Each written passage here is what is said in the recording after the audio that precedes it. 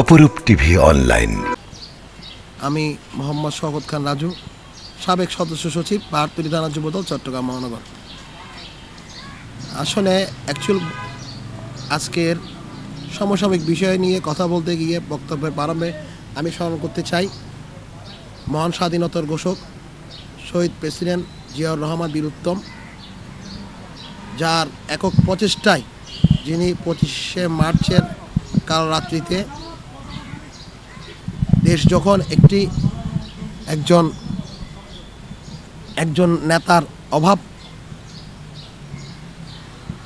ছিল, সেই মুহূর্তে আমাদের নেতা শহীদ প্রেসিডেন্ট জিয়াউর রহমান তার একক ঘোষণায় বাংলাদেশকে স্বাধীন করার জন্য উনি কেউ ছিল না তখন উনি একজন সাধারণ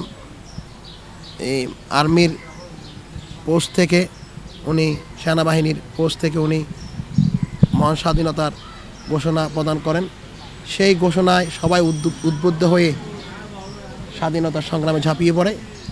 সেই থেকে আমাদের শুরু, এবং আমি শ্রদ্ধাভরে স্মরণ করতে চাই মহান স্বাধীনতার যুদ্ধে 52 থেকে 71, 24 অবধি বাংলাদেশের সংগ্রামের পরিপ্রেক্ষিতে সকল মুক্তিযোদ্ধাদের, এবং এই বিভিন্নবার বাংলাদেশে যে স্বৈরাচার উত্থান হয়েছে সেই স্বৈরাচার ফ্যাসিস্টদের দূরীকরণে বাংলাদেশের বিএনপির রাজনীতি করতে গিয়ে, আন্দোলন করতে গিয়ে যে সমস্ত ভাইয়েরা কষ্টের মাধ্যমে যেতে তাজা রক্ত বিলিয়ে দিয়ে শহীদ হয়েছেন, এবং বিগত একটা বছর আগে যেই ছাত্র জনতা গণ অভ্যুত্থান হয়, বিগত 16 বছরের আমাদের বিএনপির আন্দোলনের ফসল যে ছাত্র জনতার গণ অভ্যুত্থানের মধ্যে দিয়ে আমাদের বিএনপি সহ সকল বিরোধী জোটের এবং ছাত্র জনতার সকল প্রকার পর্যায়ের শহীদদের আত্মার মাগফিরাত কামনা করছি এবং তাদেরকে শ্রদ্ধাভরে স্মরণ করছি। 5 তারিখ পূর্ববর্তী, 5 আগস্ট পূর্ববর্তী আমাদের যে আন্দোলন সংগ্রাম ছিল, সেই আন্দোলন সংগ্রাম আমরা বাংলাদেশের আগামী দিনের রাষ্ট্রনায়ক বিএনপির ভারপ্রাপ্ত চেয়ারম্যান জনাব তারেক রহমানের নেতৃত্বে, মা দেশ নেত্রী যিনি সাবেক সফল প্রধানমন্ত্রী বেগম খালেদা জিয়ার নেতৃত্বে আমরা চট্টগ্রাম মহানগর যুবদলের সাবেক সফল সভাপতি জনাব মোশাররফ হোসেন দীপ্তি, সাবেক সফল সাধারণ সম্পাদক জনাব মোহাম্মদ শাহেদ ভাইয়ের নেতৃত্বে, এবং চট্টগ্রাম মহানগর যুবদলের সাবেক সহসভাপতি জনাব নুর আহমেদ গুড্ডু, এবং সাবেক সহসভাপতি আন্দোলন সংগ্রামের পরীক্ষিত নেতা আমাদের প্রিয় শ্রদ্ধাভাজন, বিগত আন্দোলন সংগ্রামের ফ্যাসিস্টের এক আতঙ্ক রূপধারী জনাব একে ফজলুল লক্ষ্মণ ভাইয়ের নেতৃত্বে আমরা চট্টগ্রাম শহরে বিকট আকারে আমরা আন্দোলন সংগ্রাম জোরদার করেছি। সেখানে সেই আন্দোলন সংগ্রামে আমরা পাহাড়তলী, আকবরশাহ, কুলসি, হালিশহর, ডাবল বোরিং সহ নিয়ে কিছু মুষ্টিমেয় আমাদের ভাইদের নিয়ে, যারা আমাদেরকে তাদের অক্লান্ত পরিশ্রমের মধ্যে দিয়ে জীবন বাজি রেখে অত্যন্ত কষ্টের মধ্যে দিয়ে আমরা অনেক সময় আমাদের খাওয়া দাওয়া ঠিক ছিল না, আমরা ঘুমোতে পারতাম না, ঘরে থাকতে পারতাম না। আমাদের ভাইয়েরা নিজেদের সকল কষ্ট বিসর্জন দিয়ে শুধু বাংলাদেশের মানুষের ভোটাধিকার প্রতিষ্ঠার জন্য, বাংলাদেশের গণতন্ত্রের পুনরুদ্ধারের জন্য, ফ্যাসিস্টের বিরুদ্ধে বাংলাদেশের মানুষের আইনি শাসন প্রতিষ্ঠার জন্য, মানুষ অন্তত তার নিজের ভোটাধিকার, যে ভোটটা আমার ভোট, আমি দিব যাকে খুশি তাকে দিব, এই অধিকার প্রতিষ্ঠার জন্য আমাদের ভাইয়েরা তীব্র পরিমাণ এবং রাস্তার মধ্যে রাজপথে সকাল নেই, বিকাল নেই, দুপুর নেই আমরা চেষ্টা করে গেছি এই ফ্যাসিস্টকে, এই বাকশালকে, এক্ষুনি স্বৈরাচার হাসিনাকে পতনের জন্য আমরা সর্বোচ্চ চেষ্টা করেছি। আমাদের শেষ চেষ্টার ফলস্বরূপ বিগত এই 36শে জুলাইয়ের ছাত্র জনতার গণ অভ্যুত্থানের মাধ্যমে আমাদের অনেক ভাই শহীদ হয়েছে।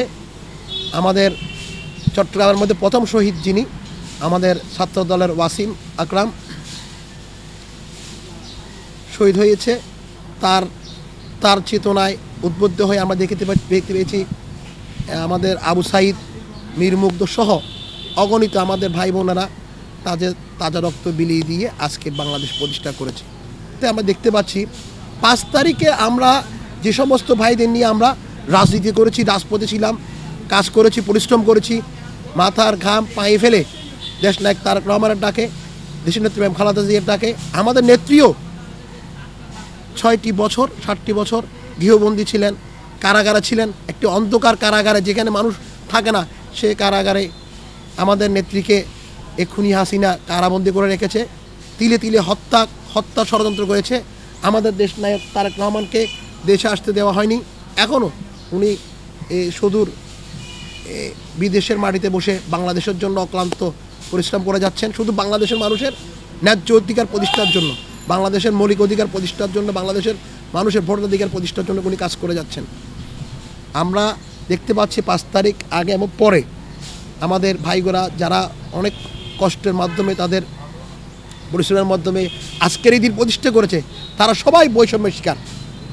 আমরা এই পর্যন্ত তাদেরকে কোনো প্রকার এই 5 তারিখের পরবর্তী ফলাফল স্বরূপ তাদেরকে অন্তত তাদের একটাই দাবি, তাদেরকে ভালো কর্মসংস্থান সৃষ্টি করে দেওয়া, যাতে আমাদের এলাকায় এই 12 নম্বর সরাইপাড়া এলাকায়, পাহাড়তলী থানাধীন এলাকায় কোনো প্রকার চাঁদাবাজি, কোনো প্রকার লুটতরাজ, কোনো প্রকার ভূমিদস্যু ওরা এইসবের মধ্যে নাই। ওরা চায় কর্মসংস্থানের মাধ্যমে তাদের নায়ক আমাদের সকলের আস্থাভাজন অভিভাবক, বাংলাদেশের কোটি মানুষের হৃদয়ের স্পন্দন,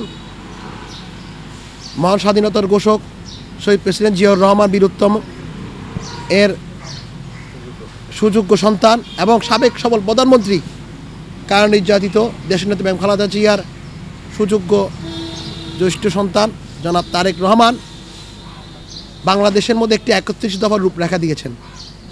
এই 31 দফার মধ্যে বাংলাদেশ কিভাবে আগামী দিনে পরিচালিত হবে, বাংলাদেশ জাতীয়তাবাদী বিএনপি যদি রাষ্ট্র ক্ষমতায় আল্লাহর রহমতে জনগণের প্রত্যক্ষ ভোটে বাংলাদেশের মানুষের ভোট বিপ্লবের মধ্যে দিয়ে, ভোট ব্যালটের বিপ্লবের মধ্যে দিয়ে যদি নিরঙ্কুশ বাংলাদেশ সংখ্যাগরিষ্ঠভাবে রাষ্ট্র ক্ষমতায় আসীন হয়, আমাদের দেশ নায়ক তারেক রহমান গোটা বাংলাদেশের রাজনীতিকে পরিবর্তন করে দেবেন ইনশাল্লাহ।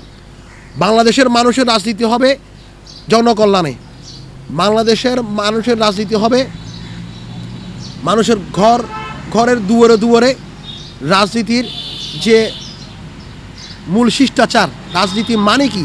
রাজনীতি মানে কোনো গলাবাজি, স্ট্যান্ডবাজি, কোনো পদবাজি নয়। রাজনীতির মূল উদ্দেশ্য থাকবে মানুষের কল্যাণে কাজ করা, দেশের মানুষের অগ্রণী ভূমিকার পালনের লক্ষ্যে মানুষের চিন্তা চেতনায় মানুষের অধিকার প্রতিষ্ঠার লক্ষ্যে কাজ করা, ভাতের অধিকার, কাপড়ে বর্ণ বস্ত্রের অধিকার, চিকিৎসার অধিকার, শিক্ষা স্বাস্থ্যের অধিকার, এর সর্বোচ্চ অধিকার সুনিশ্চিত করেই বাংলাদেশ জাতীয়তাবাদী দল বিএনপি তার এজেন্ডা বাস্তবায়ন করবে ইনশাল্লাহ।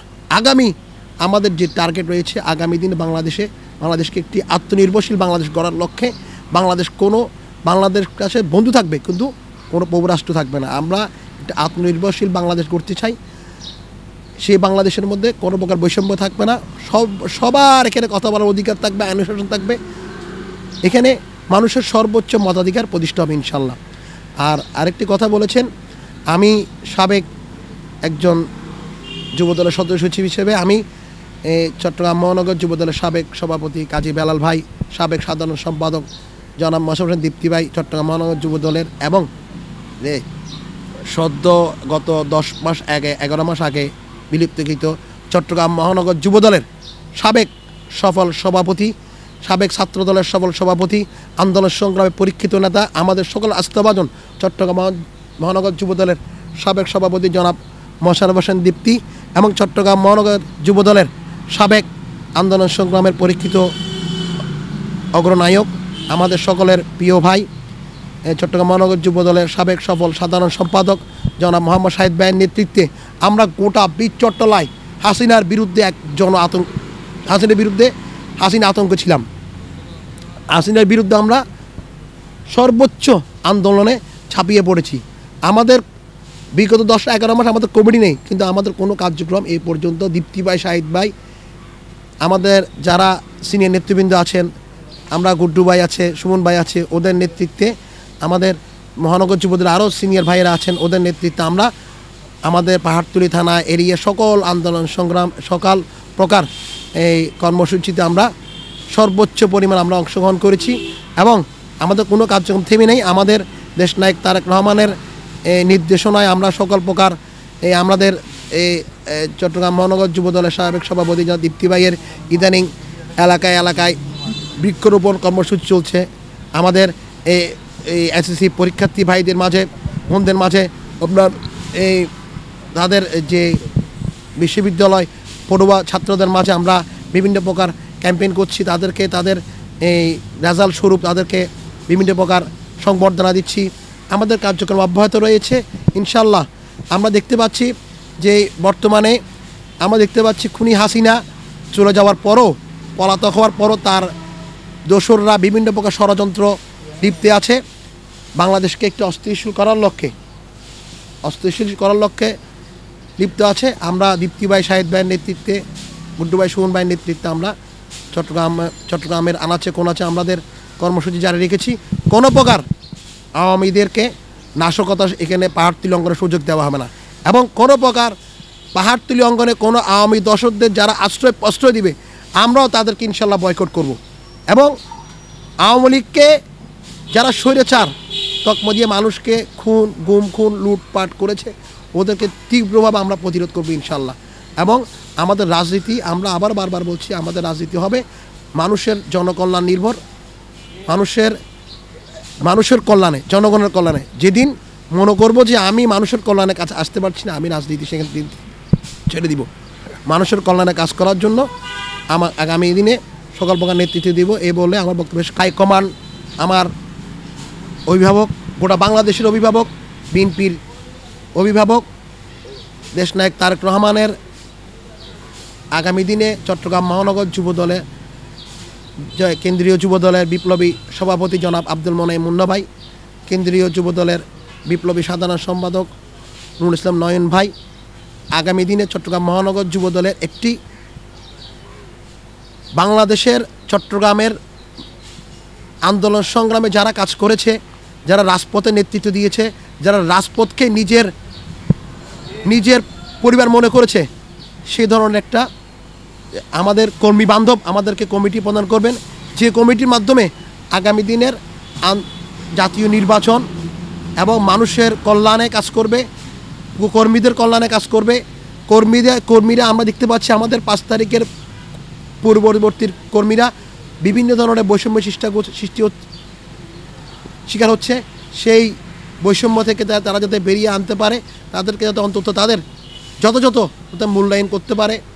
যারা রাজপথে কাজ করেছে, রাজপথের জন্য তাদের সর্বোচ্চ জীবন উৎসর্গ করেছে, রাজপথে পঙ্গুত্ব বহন করেছে, রাজপথে আমাদের অনেক নেতৃবৃন্দ এই অঞ্চলের পাহাড়তলী, আকবর শাহ, কুলসি, আলিশর, ডবলমোড়, এই আমার 5টা আমার এরিয়ার মধ্যে যারা যে সমস্ত নেতৃবৃন্দ খুব কষ্টের মাধ্যমে তাদের আন্দোলন সংগ্রামে এগিয়েছিলেন, তাদেরকে মূল্যায়ন করবে ইনশাল্লাহ। আমি বলে আমার বক্তব্য শেষ করলাম। শহীদ জিয়া অমর হোক, দেশের নেত্রী বেগম খালেদা জিয়া জিন্দাবাদ, দেশনায়ক তারেক রহমান বাংলাদেশের আগামী রাষ্ট্রনায়ক দীর্ঘজীবী হোক, জাতীয়তাবাদী যুবদল জিন্দাবাদ। আসসালাম।